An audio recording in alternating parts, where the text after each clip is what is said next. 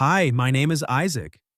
I'm 27, and I work maintenance for an old apartment building in Manhattan, the kind of place that's been standing since the 1940s. Creaky pipes, flickering hallway lights, and that permanent smell of damp stone and old paint. I pull mostly night shifts because the pay differential is better, and honestly, I prefer the quiet. Fewer tenants complaining, fewer emergencies that aren't real emergencies. Just me, my toolbox, and the hum of the building, settling into itself. I live in a tiny studio on the 8th floor. Barely enough room for a bed, a hot plate, and a stack of paperback thrillers I pick up from the corner bodega. No girlfriend, no pets, no real attachments. My days off are spent sleeping or wandering the city with headphones on, blending into the crowds. Life's simple that way. Predictable. I never thought anything would shake that up. It was one of those pre-dawn mornings in early spring. The sky over Manhattan still a dull lead gray, the kind of hour where the city feels exhausted rather than asleep. A thin drizzle hung in the air like smoke, smearing the streetlights into hazy blobs. I was down on the ground floor, kneeling by the electrical panel near the stairwell, my hands coated in carbon dust and grease. A short circuit had knocked out power to the whole level around 3:45 a.m. Nothing new in a building this old. The backup generator had kicked in for the essentials, but the hallway lights were flickering like a tired eyes refusing to stay open. The wind slipped through the cracked service door behind me, carrying that raw chill and the musty scent of decades-old concrete. I was tightening a loose wire when I heard it, the frantic scrape of a latch followed by a woman's voice, low and rough around the edges, laced with quiet panic. "Excuse me, can you help? My door's stuck. It won't open." I turned sharply. Under the weak yellow glow of the hallway bulb, she stood in the frame of apartment 1B. Her hair was loosely tied back, strands escaping like she hadn't bothered with a mirror. She wore a thin gray robe that hung to mid-calf, bare feet on the cold tile floor. She looked like she'd just woken up, or maybe hadn't slept at all. Her eyes weren't sleepy, though. They were heavy, carrying the weight of someone who'd been tired for years. I stood, wiping my hands on my work shirt, suddenly aware of how grimy I must look. "Sure, let me take a look." As I crouched by her lock, she stayed close. Arms wrapped tight around herself like she was holding everything in place. I tapped the mechanism, gave the handle a careful jiggle. "It's the tumbler, swollen from the humidity. Happens all the time in these old units. I'll have it open in a second." She nodded faintly. Then, in the buzz of the dying fluorescent light overhead, she murmured, almost to herself, not really to me, "I've lived in places where a locked door was the best thing that could happen. But here, I just want it to open." My hand froze on the knob. The words hit different, not desperate, just resigned. Like she'd said them 100 times in her head. The basement pump droned on below us, the wind rattled the door behind me, and in that second, something shifted. Not the dramatic kind, just a quiet drop, like a tool slipping into place. I looked up at her. Our eyes met properly for the first time. She wasn't afraid of being trapped inside. She was afraid no one would be outside when she finally tried to leave. "I'm Isaac," I said softly, careful not to shatter whatever fragility was hanging in the air. "If it's okay with you, I'll fix the latch properly once I get it open. So, next time, you won't have to face it alone." She searched my face for a moment, something flickering behind her eyes, then the faintest smile, barely there, like a leaf letting go in autumn. "Amelia," she said, "thank you for being on the other side of the door." The lock clicked open with a dry snap. She exhaled, a sound I'd never forget, relief mixed with something deeper, like air rushing into a room that had been sealed too long. She stepped back inside, but the door didn't close all the way. It stayed cracked, just enough for the light from her apartment to spill into the hallway. Like an invitation she hadn't meant to give. Or maybe one she finally had. I stood there longer than I needed to, toolbox in hand, staring at that sliver of light. A maintenance call that should have taken 5 minutes had turned into something else entirely. I didn't know her story. I didn't need to. In that moment, I just knew I wanted to be the guy who showed up when things broke. Not just locks, but whatever else was cracking inside her. I walked away eventually, back to the panel, back to the flickering lights. But the building felt different now, less empty, like one of its ghosts had finally decided to speak. And for the first time in years, I wasn't counting the hours until my shift ended. I was waiting for the next time I'd hear that door. 2 days passed, and I found myself back on the ground floor under the pretense of checking the hot water lines for the whole building pressure issues. Truth was, I didn't need to be there. The readings were fine. But apartment 1B had become this pull I couldn't explain, like a loose wire in my head that kept sparking every time I thought about walking past without knocking. I raised my hand to rap on the door, but it cracked open before my knuckles even touched the wood. Amelia stood there in faded jeans and a charcoal turtleneck sweater, hair tied back neater than before, holding a steaming mug like she'd been waiting. Her eyes still carried that same exhaustion, but there was something softer in them now. A flicker of recognition, maybe even relief. "You showed up at the perfect time," she said, voice low and warm, like she'd been practicing the sentence. "The hot water heater in the kitchen is acting up again. It's like it knows when I'm trying to shower." I smiled, couldn't help it, and stepped inside when she moved aside. The apartment smelled faintly of jasmine, subtle and clean, with soft Chopin drifting from a small speaker on the counter. Not the chaotic kind of music, more like a heartbeat in the background. Everything was tidy, books stacked precisely on the shelves, a single throw blanket folded over the arm of the couch, dishes dried and put away. But it was too quiet. The kind of quiet that presses in, like the building itself was holding its breath. She nodded toward the cabinet under the sink. "It's making this rattling noise, started yesterday." I knelt down, opened the doors, and shone my flashlight inside. Loose valve. Easy fix. As I tightened it with a wrench, she leaned against the counter watching. Then, without asking, she poured a second mug from the French press on the stove. Black. No sugar. She slid it across the island to me. "I figured you'd take it plain," she said. "You look like the type who doesn't complicate things." I took a sip. Bitter, strong, perfect. Good guess. We stood there in comfortable silence for a minute, the only sound the faint clink of my tools and the music swelling gently. Then she reached into a drawer and pulled out a small photo, the kind printed on matte paper, edges worn from handling. She placed it on the counter between us. A man with serious brown eyes stood next to her in the picture, younger version of Amelia, smiling but not quite reaching her eyes. His hand rested lightly on her shoulder, like he was afraid to hold on too tight. "My ex-husband," she said, voice steady, like she'd rehearsed this moment in the mirror 1,000 times. "The last person who lived here with me. 3 years ago, he left. No big fight, no affair. He just packed a bag one morning and said he felt like he was dying in all this silence." She traced the edge of the photo with her thumb, not looking at me. He wasn't wrong. I had stopped talking. Stopped sharing the day. Stopped everything. Work from home as a freelance editor means days blur into nights sometimes. No coworkers, no commute. Just me in the quiet. It got easier to let it swallow me. I set my wrench down, leaning back against the cabinet. The apartment suddenly felt heavier, the empty chair at the table, the single wine glass drying on the rack, the framed prints on the wall with no personal photos around them. "Maybe," I said slowly, "you weren't the one who stopped first. Maybe he just never learned how to listen when things got hard." She looked up sharply, like I'd poked a bruise she forgot was there. Then she laughed, a short, surprised sound that caught in her throat, half pain, half release. "That's kinder than I deserve." She took a sip of her coffee, eyes distant.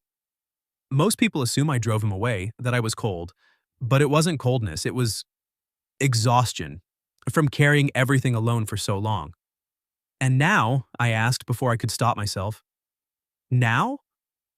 She glanced around the room, then back at me. "Now the silence feels different. Less like a cage, more like waiting." Waiting, the word hung there. I felt it in my chest, the same way I'd felt that drop the night I opened her door. "So what about you?" she asked, turning the question back. "What do you hear in all that noise you fix every night? The pipes groaning, the wires humming, what's it saying?" I thought about it, staring into the black coffee. My life was full of sounds, compressors kicking on, fans whining, tenants yelling down the hall, but in here it was different. Maybe, I said, meeting her eyes. It's you. Because for the first time in this apartment, I don't hear any of the usual crap. No machines, no emergencies, just a heartbeat.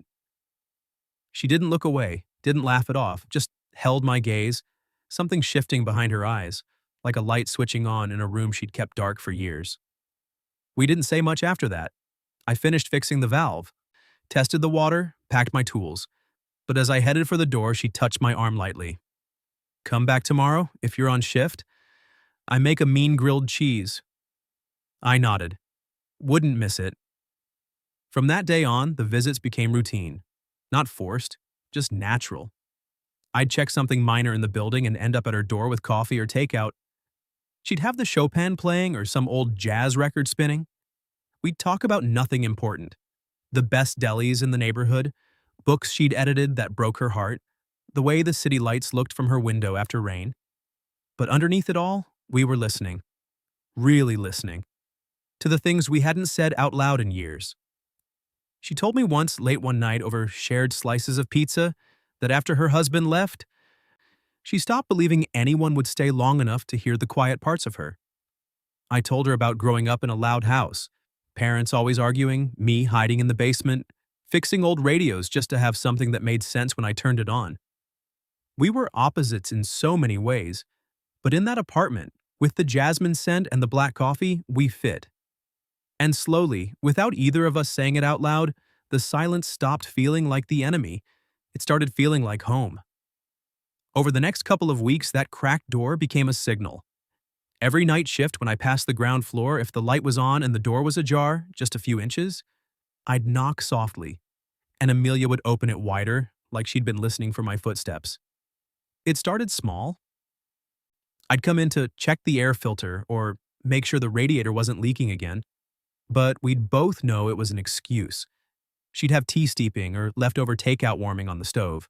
We'd sit at her small kitchen table sharing instant noodles or splitting the last chocolate bar from her pantry like it was something sacred. The Chopin or jazz was always playing low, wrapping around us like a blanket. She told me more about her life, how she'd been a book editor for years, working from home long before it was trendy. Days spent alone with manuscripts, fixing other people's stories while her own fell apart. I'd tell her about the tenants upstairs, the old guy in 4C who called me at 2 a.m. because his TV remote felt haunted, or the couple in 2A who argued so loud the walls shook, but always made up by morning. We laughed about it. Real laughs. The kind that surprise you because you forgot you could make that sound. But there were moments when the quiet crept back in, heavier. I'd catch her staring out the window at the rain-slicked street, her fingers tracing the rim of her mug like she was reading Braille on the ceramic. And I'd wonder what ghosts were sitting in the empty chair across from her. One Friday night, the rain came down hard, the kind that hammers the fire escape like it has a grudge. I finished my rounds early, no real work this time, a burst pipe in the basement that had me soaked and swearing under my breath.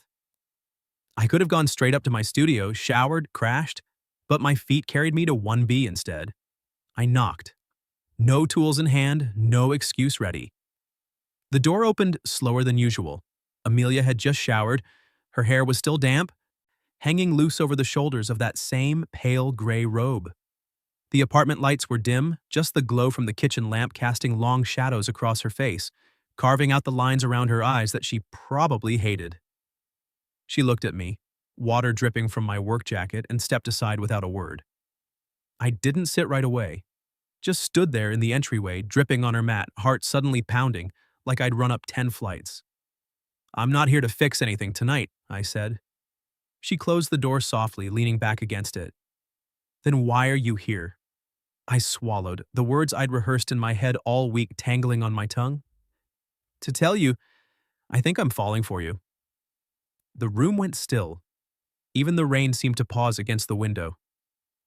She turned away first, walking to the counter, busying her hands with a glass of water she didn't drink.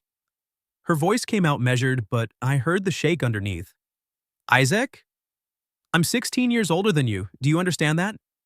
When you were starting kindergarten, I was already heartbroken over my first real love. I took a step closer, careful, like approaching a stray cat that might bolt. So, you think my heart only learned how to beat when I hit some magic age?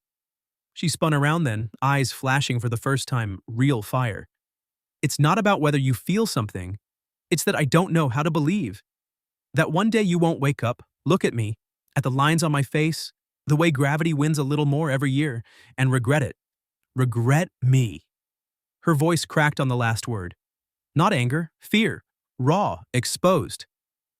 I closed the distance, gently taking the glass from her hand and setting it down. Then I placed my palms on her arms, light enough that she could pull away if she wanted.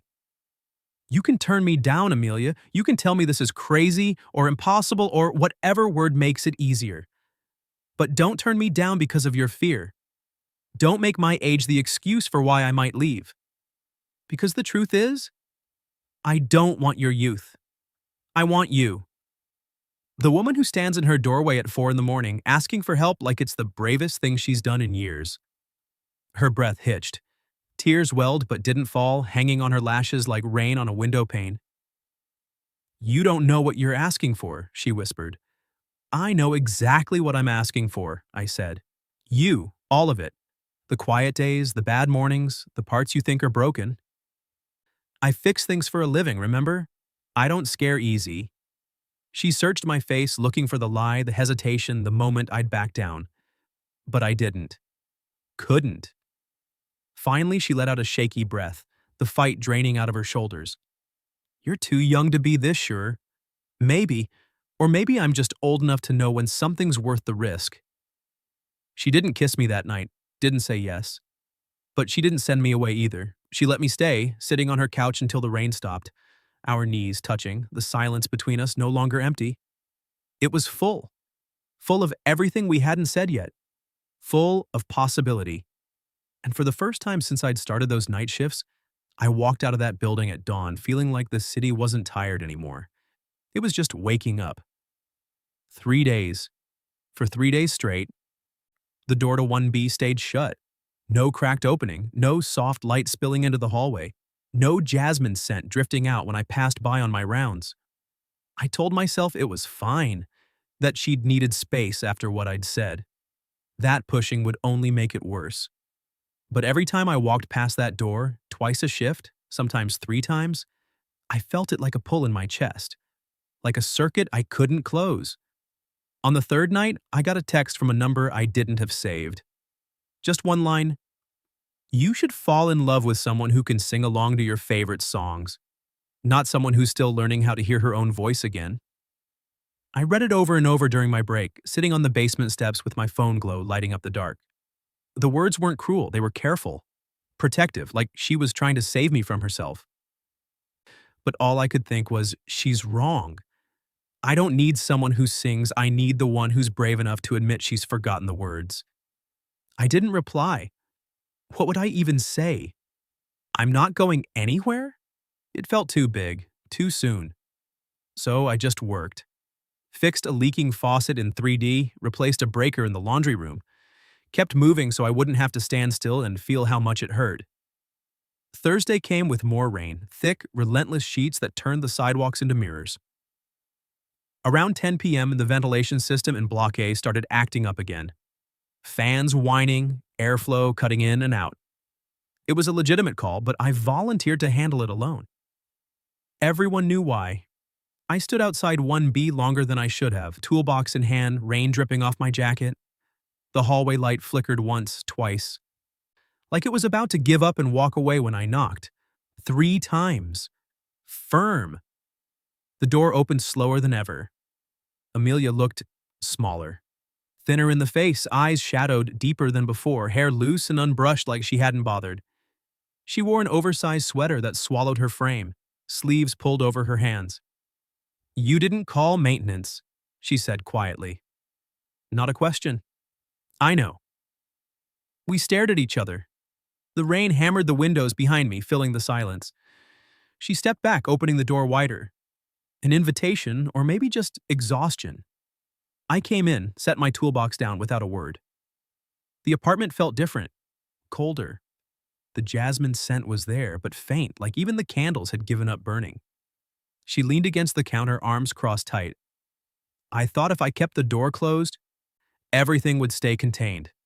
The mess, The parts of me I don't want you to see.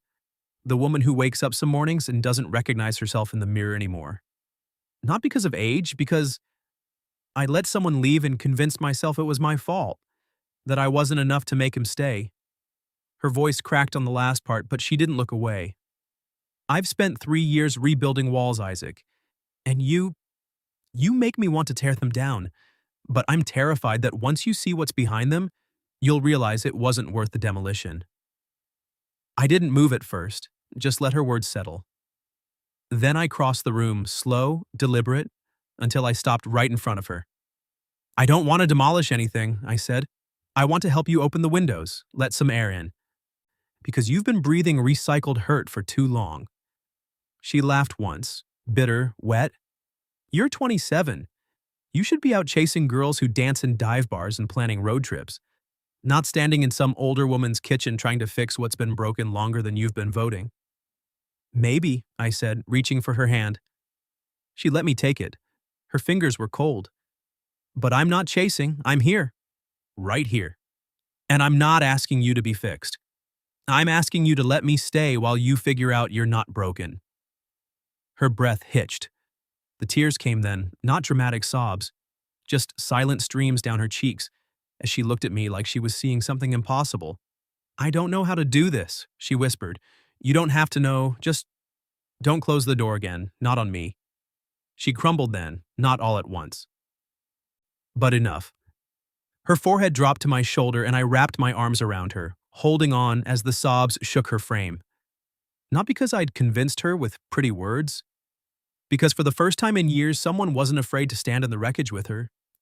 We stayed like that for a long time. Rain against the windows, her tears soaking my shirt, my hand stroking her back in slow circles, like calming a storm that had been building for decades. When she finally pulled back, her eyes were red but clearer. Like something heavy had shifted. I'm scared, she said. I know. But stay tonight? Not for anything else, just stay. I nodded. We ended up on the couch, her curled into my side, my arm around her shoulders. No kissing, no rushing, just presence. The kind of quiet that isn't empty anymore. It's shared. Sometime around dawn, as the rain eased to a drizzle, she spoke into my chest. Thank you for knocking. Thank you for opening. And in that moment, I knew the door wasn't just to her apartment anymore. It was to everything she'd locked away. And I'd keep showing up every single night until she believed she deserved to walk through it. A year later, the old Midtown building finally got its big upgrade, new wiring, modern HVAC, the works. The owners brought in a contractor crew, but I got promoted to lead tech for the whole property. Better pay, more responsibility, my name on the work orders. But every single night, no matter how late, I still did the final walkthrough on the ground floor myself. Apartment 1B wasn't hidden anymore. Amelia had turned the spare room into a little art space. Twice a week, a handful of seniors from the building came over. She taught them watercolor, charcoal sketching, whatever they wanted. I'd hear their laughter drifting down the hall sometimes. Old voices talking about grandkids and gardens and the old days. She'd greet them at the door in flowing dresses or soft linen pants, hair loosely tied, face lit up in a way I'd never seen that first night. She looked free, like someone had finally turned the lights back on inside her. One evening, after a long shift dealing with a faulty boiler that had half the building complaining, I let myself in with the key she'd given me months ago. The apartment smelled like turpentine and fresh coffee. She was in the kitchen wiping paint from her fingers with a rag, wearing an old button-down of mine splattered with blues and greens. You remembered, she said without turning around. 4 a.m., stuck lock. You in that gray robe looking like you'd fight the world if it tried to keep you trapped one more second. She laughed, full, real, the kind that started in her belly and ended with her eyes crinkling.